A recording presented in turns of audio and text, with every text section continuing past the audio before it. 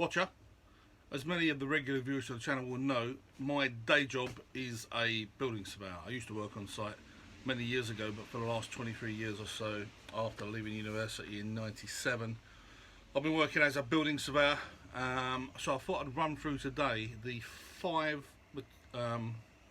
tools I use for measuring, because a lot of people probably don't realise the pros and cons, or the fact that you can use these tools. So let me show you. Number one is your trusty tape measure. I've gone for a wide blade. It's a Stanley 8-meter tape. The reason for the wide blade is it's a lot stiffer, so if I want to measure up something high or far, it doesn't flex, it doesn't fold over like a normal tape does. It goes literally about 6 meters out before it starts folding. So if you want to measure big distances, this is the tape measure. You can't, it's the Fatmax one. I swear by this one. It's 8 meters long. It's brilliant for measuring reveals, rooms, etc, etc. But I use a combination of measuring stuff while I'm on site doing a survey, but I've always got an 8-meter Fatmax tape with me. Second method of measuring is an old-fashioned 2-meter folding timber rule. So it just folds out like this and it goes all the way to 2 meters. Now, in many circumstances, the Stanley tape measure is much better than this. However, when you're trying to measure a distance that's, say, up in the air, the underside of an eaves, etc., it's a windy day, you're outside, this thing's brilliant. A Stanley tape measure will get blown away by the wind. This thing stays rock solid. So this is ideal for measuring horizontal distances. This is brilliant. I don't use this that often, don't use it on every survey, but it's always in my survey kit, because it can get you out of trouble when the other stuff isn't available. Yeah, swear by it. I've had this since I was at university. The thing's going to outlive me. As long as you don't undo it this way and break it, and you remember to spin it, it will live forever and a day. So these things are brilliant. I get I don't know how much these are, I can't remember. £10, £20. I got this 25 years ago. It was about 20 quid then. Brilliant bit of kit. A 30-meter tape. This one is my it was my go-to for longer distances. It's brilliant. It's got a catch on the end with hooks on it, so you hook that over things like brick walls, on corners of buildings as you're measuring around a corner of a building. This is particularly good. I'll come back to this. I've got a laser measure as well, but it's not very good at measuring around corners of buildings. You can get attachments that go on the corner, and you can direct your laser onto a reflective panel, but you've got to stick it onto the corner, and it's a faff. So for me, if it's not too far a distance, these things are great. This is a 30-meter one. I've got no idea how old this is. This is a BMI Hallmark one. I picked this up second hand about 25 years ago. This thing could be 50 years old. I don't use it a lot, but it's a brilliant bit of kit. So that's a necessity for outside measuring.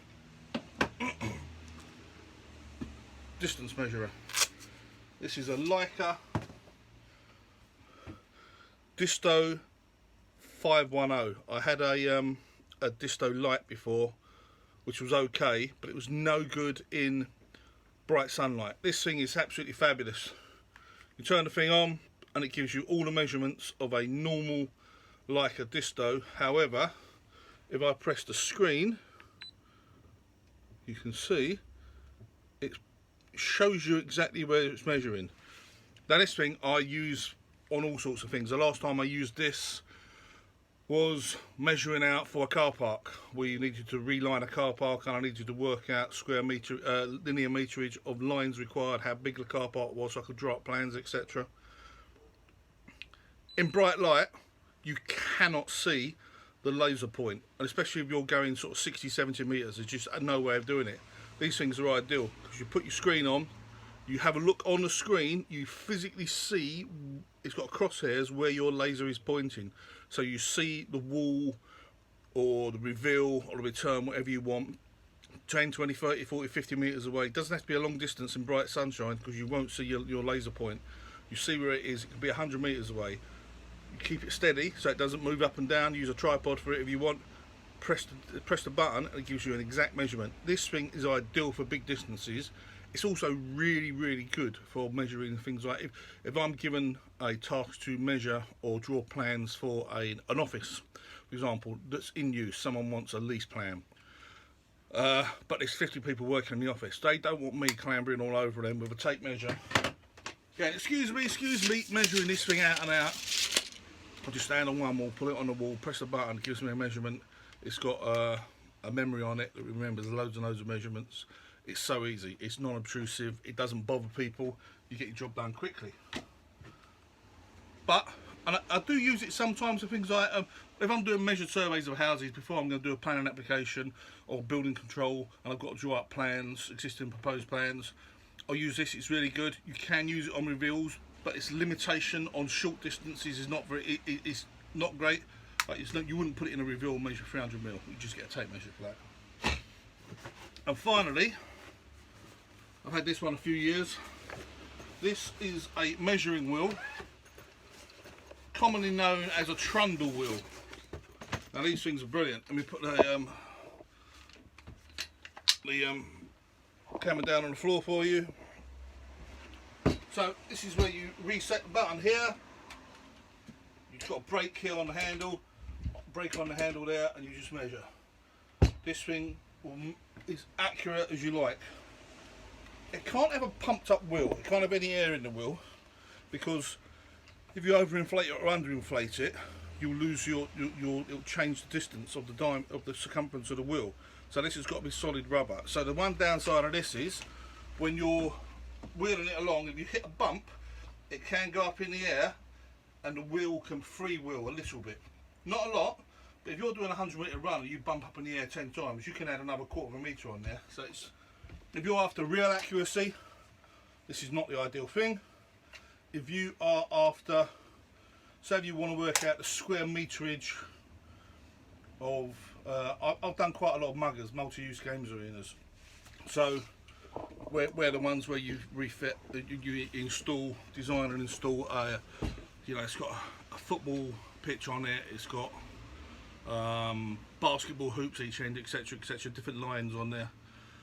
If you want to remeasure, say, the carpet that's been fitted there, this is ideal. It doesn't matter if you're a 1/4 metre out over a 90 metre run by, you know, 15mm out over the width, say 30, 40, 50 metres, whatever it is.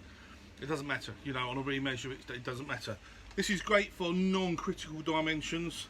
Good thing about this one is it has a stand that comes out, so you can just, I'll show you. So when you measured, you can just leave it and it stands up on its own accord. Just stands up there. Great bit of kit. Got this about 20 years ago. Probably only use it half a dozen times a year. It's not something that comes out much.